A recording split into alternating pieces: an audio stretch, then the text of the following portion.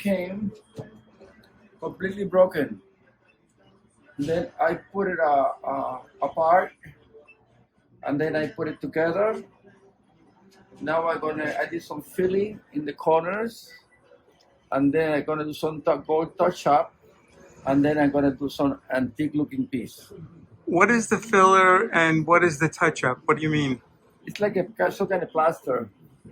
It's like cement that Yeah. go inside what is it, The ranuras? cracks? The cracks, yeah. And then what do you do to make it look gold?